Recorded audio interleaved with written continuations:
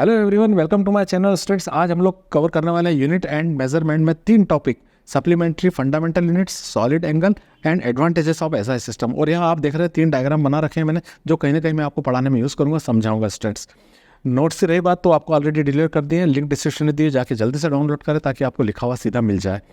Channel को subscribe नहीं किया तो फटाफट सब्सक्राइब कर ले, क्योंकि मैं लगातार ही आपके लिए वीडियो लाते रहूँगा और अपने सारे चैप्टर्स कवर करूँगा, तो वो आपको मिलते रहे। इसलिए चैनल को जल्दी सब्सक्राइब कर लें, अपने साथियों से भी कहें कि वो भी इसे सब्सक्राइब कर लें। स्टूडेंट्स, देखते हैं हमारा लेक्चर शेड्यूल क्या है। तो आज का हमारा लेक्चर है लेक्चर 4। स्टूडेंट्स का मतलब मैंने 3 लेक्चर आपको डाल दिए हैं, उन्हें आपको देखना बहुत ज़रूरी है ताकि आप अगले टॉपिक को अच्छे से समझ सकें। तो हम बिना देरी के देखते हैं कि हमारे पास क्या क्या आज लेक्चर शेड्यूल है। तो लेक्चर शेड्यूल में फिर बता दूं कि सप्लीमेंट्री जो है फंडामेंटल यूनिट्स को देखने वाले हैं, सॉलिड एंगल को देखने वाले हैं, एडवांटेजेस ऑफ एसआई सिस्टम को देखने वाले हैं। प्रीवियस वीडियोस के लिए लिंक डिस्क्रिप्शन में दिए, जाके उन्हें देख सकते हैं। तो देखते हैं सप्लीमेंट्री फंडामेंटल यूनिट्स क्या क्या है। स्टूडेंट्स, सप्लीमेंट्री फंडामेंटल यूनिट की बात में हमने एसआई सिस्टम में साथ साथ कर ली थी कि हम सप्लीमेंट्री यूनिट में 2 एंगल्स को लेते हैं, जो होते हैं प्लेन एंगल जिसको हम रेडियन में काउंट करते हैं, और एक जो होता है सॉलिड एंगल जिसको हम स्टेरेडियन में काउंट करते हैं। तो रेडियन और स्टेरेडियन ये एक नया वर्ड हो सकता है आपके लिए और किसी स्टूडेंट के लिए। जैसे हम मेज़र करते थे डिग्रीज में कि 30 डिग्री, 40 डिग्री, 90 डिग्री, अब ये हम रेडियन में इसको मेज़र करेंगे। और बाद में सॉलिड एंगल एक नया एंगल आ रहा है जो हमें 12th में भी काम में आएगा, उसको स्टेरेडियन में बोलेंगे, और स्टेरेडियन को भी आज हम स्टडी करने वाले हैं। तो देखिए स्टूडेंट्स, रेडियन क्या चीज़ होती है। देखिए यहाँ मैंने रेडियन के लिए कहा है the SI system of plane angle is radian. ये तो मैंने आपको बता ही दिया कि एसआई सिस्टम में जो सप्लीमेंट्री यूनिट है किसकी, प्लेन एंगल की, वो है रेडियन। अब उस रेडियन के लिए क्या है, देखिए अब यहाँ पे एक सर्कल सा बना हुआ है, सर्कल बना हुआ है, उसमें उसकी रेडियस क्या है, आर दी हुई है, और एक पॉइंट ए पे लिया है, एक पॉइंट बी पे लिया है। तो ए और बी के बीच की डिस्टेंस हमारी आर्क होती है। तो एंगल भी है हमारे पास, रेडियस भी है और आर्क भी है। इन तीनों में आप जो है डेरिवेशन तो समझ सकते हैं कि आपको छोटी क्लास से पता है, वो मैं आपको बता देता हूँ। देखिए यहाँ हम ले सकते हैं angle equal to arc upon radius. अब यहाँ पर एंगल आप हमारा देख रहे हैं डी थीटा एंगल, तो यहाँ डी थीटा अपन ले लेते हैं, डी थीटा ये हमारा एंगल है। आर्क कितनी है, ए से बी तक, और रेडियस कितनी है, आर है। अब ए से बी तक की डिस्टेंस मैं यहाँ डायग्राम में शो कर रहा हूँ, आप देख रहे हैं कि वो ए से बी की सिस्टम, ए से बी तक की डिस्टेंस क्या है, डी एस है, और रेडियस तो आर है। तो हम यहाँ पे फिर से वैल्यू पुट करते हैं, तो D theta equal to A B की जगह हमने डी एस रख दिया अपॉन आर। तो ये हमारे पास एक वैल्यू आ जाती है। लेकिन अब एक बात ध्यान से सुनिए कि हमारे पास कहीं से डी एस की वैल्यू रेडियस की इक्वल हो जाए। मतलब कहने का मतलब ये है कि ये जो आपको आर्क दिख रही है, ये आर्क की लेंथ जो है वो रेडियस की इक्वल हो जाए। तो ए से बी तक की लेंथ भी आर हो जाए, तो D S equal to R हो गया। मतलब तो डी एस यानी ए से बी, तो हम उस वैल्यू को यदि पुट करते हैं तो देखिए क्या मिलेगा आपको, D theta equal to D S की जगह पे आर रख दिया, आर अपॉन आर, और आर से आर क्या हो जाएगा, कैंसिल हो जाएगा, दैट इज 1। तो हमें क्या मिला यहाँ पर, डी थीटा इक्वल टू 1। अब हम इस पर से डेफिनेशन बना देंगे, जो मैंने आपको ऊपर ही लिख कर रखी हुई है आपको समझाने के लिए ऊपर, कि हम यहाँ कब उसको 1 रेडियन मानेंगे। ये हमारा 1 रेडियन आ गया यहाँ पे, देखिए। तो 1 रेडियन कब बना, 1 रेडियन तब बना कि जब किसी सर्कुलर पाथ पर जो आर्क है उसकी लेंथ रेडियस के इक्वल थी, तब जो एंगल बनता है। मतलब समझे आप, क्या जो रेडियस है उसकी लेंथ आर्क के इक्वल है, तो उस कंडीशन में जो एंगल बनेगा वो 1 रेडियन कहलाएगा। अब यहाँ पर वही लिखा है, 1 radian is a angle subtended at the centre of circle. 1 radian वो एंगल है जो सबटेंड किया जाता है सेंटर ऑफ द सर्कल पर, an arc equal to length to the radius of a circle. जब आर्क ली जाए वो रेडियस ऑफ सर्कल के इक्वल ली जाए। वो डेफिनेशन हम यहाँ पर इन्वर्टेड कॉमास में लिख देंगे स्टूडेंट्स, तो वो हमारे रेडियन को पूरी तरह से रिप्रेजेंट कर देगी। डायग्राम बनाना है, बाकी जो मैंने समझा दिया उसे लिख देना है, तो ये रेडियन यहाँ पे कंप्लीट हो जाता है। अब हम देखते हैं solid angle. Solid angle students एक अलग से कंसेप्ट है जो आपके सामने शायद पहली बार ही आ रही है, तो वहाँ ही समझें कि सॉलिड एंगल क्या है। देखिए यहाँ पे मैंने डायग्राम में बना रखा है, एक सर्कल नहीं है वो एक प्रकार की सॉलिड ऑब्जेक्ट है। जैसे एक आलू को ले लें आप, और एक आलू को लेके जैसे मम्मी चिप्स बनाती है तो उसको क्रश मतलब लगातार स्लिप करती है इसके ऊपर, तो 2-3 बार 4 बार कर दे और फिर हम आलू को हटा के देखें तो आलू के ऊपर एक गोल सरफेस दिखाई देती है। बचा हुआ आलू हमारे हाथ में है, लेकिन ऊपर हमारे सरफेस क्या दिखाई देती है, गोल।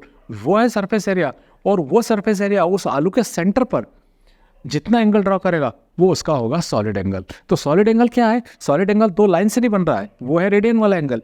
सॉलिड एंगल किससे बन रहा है? सरफेस से बन रहा है। मैंने आपको एग्जांपल बताया इस तरह से, या किसी शेप को आप काटते हैं तो शेप को काटने के बाद उसका जो ऊपर से पोर्शन दिख रहा है वो सरफेस है, वो उस शेप के सेंटर पर जितना एंगल बनाएगा वो हमारा क्या होगा? Solid angle. So in SI system unit of solid angle is steradian. Steradian unit होती है, it is denoted by SR. अब यहाँ देख रहे हो आप कि यहाँ सरफेस मैंने रेड फॉर्म में बना के रखी हुई है। ये सरफेस उसके सेंटर पे जो एंगल बना रही है हमने थीटा से इसको रिप्रेजेंट कर दिया है, वो हमारा क्या है? सॉलिड एंगल है।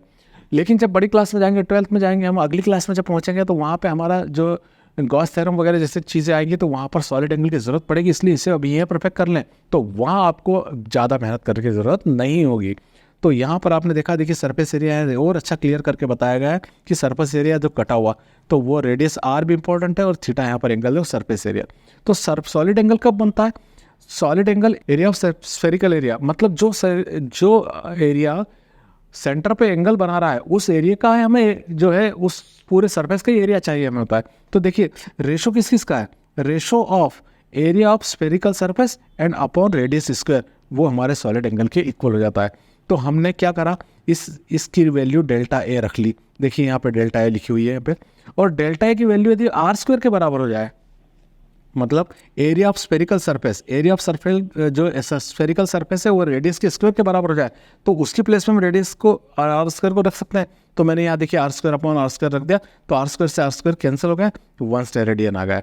तो अब क्या हुआ, हम इस डेफिनेशन क्या लिखेंगे वो लिख के रखिए मैंने, लेकिन मैं आपको डायग्राम पे समझा देता हूँ। देखिए किसी भी सरफेस एरिया के द्वारा सेंटर पर बनने वाला स्टेरेडियन एंगल 1 स्टेरेडियन तब होगा जब उस सरफेस एरिया का वैल्यू रेडियस के स्क्वायर के इक्वल होगा, क्योंकि रेडियस के स्क्वायर के इक्वल होगा तो ऊपर रेडियस का स्क्वायर रख देंगे, अपॉन में तो रेडियस स्क्वायर ऑलरेडी है तो रेडियस स्क्वायर से रेडियस स्क्वायर कैंसिल हो जाएगा और हमारा जो सॉलिड एंगल है उसकी वैल्यू 1 स्टेरेडियन आ जाएगी। तो देखिए लिखा हुआ है, इसको भी हम पढ़ के क्लियर कर लेते हैं। 1 steradian is a solid angle subtended at the centre of the sphere, centre of the sphere पे, subtended by the surface area by the surface of sphere which is equal to area of square of the radius of the sphere. उसका जो area है वो radius के square के equal होगा, तो उस कंडीशन में जो एरिया है वो सेंटर पे जो एंगल बनाएगा वो 1 स्टेरेडियन होगा स्टूडेंट। तो इस प्रकार से ये बात लिख सकते हैं और काफ़ी सिंपल तरीके से आपको समझ में आ जाएगा ये। तो ये 2 एंगल हमने देखे, एक तो सॉलिड एंगल और एक हमारा जो रेडियन में एंगल देखा।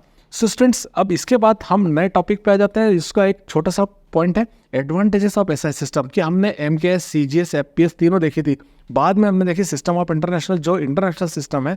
तो क्या इसके बेनिफिट्स है, क्यों इसको यूनिवर्सली मतलब यूज़ की जाती है, पूरे कंट्री में जितने वर्ल्ड के कंट्रीज है उसको फॉलो करते हैं, उसको क्यों यूज़ करते हैं। देखिए इसके कुछ जो है बेनिफिट्स है और कुछ इसके एडवांटेज है वो हम देख लेते हैं।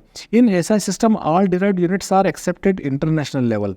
उसमें जितनी डिराइव्ड यूनिट्स होती हैं, जितनी जो मेन यूनिट्स होती हैं वो सब इंटरनेशनल लेवल पे एक्सेप्ट की जाती हैं, वो एक इंपॉर्टेंट पॉइंट है।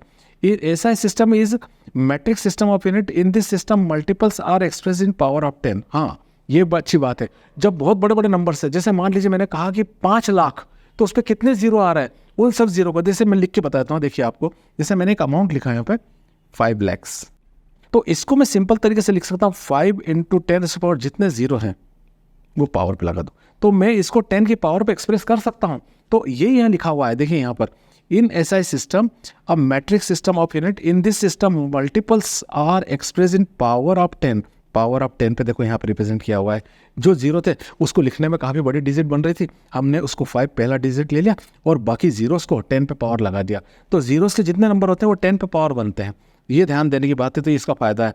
जैसे electron, mass of electron 9.1 × 10⁻³ kg, तो देखिए -31 kg काफ़ी छोटा मास है, तो उसको एक्सप्रेस करने के लिए इस यूनिट में हमको बेनिफिट मिल जाता है, क्योंकि हम इसको एक्सप्रेस कर सकते हैं।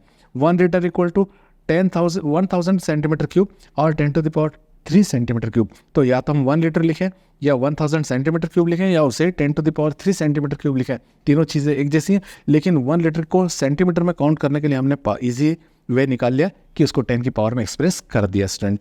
इन this system 1 unit is express in particular physical quantity. देखिए इसमें क्या होता है, पर्टिकुलर फिजिकल क्वांटिटी के लिए एक यूनिट रखा गया है। देखो मैं आपको बताता हूँ, ये बहुत अच्छा पॉइंट है, जरा समझने की बात है। यहाँ पे क्या कहा इसने, इन this system 1 unit is express in particular physical quantity. SI system में सारी प्रकार की एनर्जी को हम काय में काउंट करते हैं, जूल में काउंट करते हैं। जो भी एनर्जी हो, चाहे आपकी पोटेंशियल हो, चाहे आपकी काइनेटिक एनर्जी हो या और दूसरी प्रकार की जो हो, उन सब एनर्जी को काउंट करेंगे हम काय में, जूल में, मतलब मेजर करेंगे जूल में। लेकिन एमकेएस में क्या था, unit of mechanical energy joule में थी, unit of heat energy calorie में थी, और unit of electrical energy kilowatt per hour में थी, किलोवाट आवर में थी। तो स्टूडेंट्स यहाँ पे सब अलग अलग एनर्जी की अलग अलग यूनिट्स है, लेकिन इसमें तो सभी के लिए कॉमन हो जाती है जूल। तो इस प्रकार से ये हमारे पास ऐसा यूनिट के बेनिफिट्स थे, पढ़ के याद किए जा सकते हैं। बहुत अच्छे पॉइंट है जो याद रखे जा सकते हैं, कॉम्पिटिटिव एग्जाम के बेस के लिए बहुत ज़रूरी होते हैं। तो आप इनको पढ़ते रहिए और अपने नॉलेज को बढ़ाते रहिए और अपना नॉलेज फिक्स कीजिए। मिलते हैं नेक्स्ट वीडियो में। Till then stay blessed and good bye.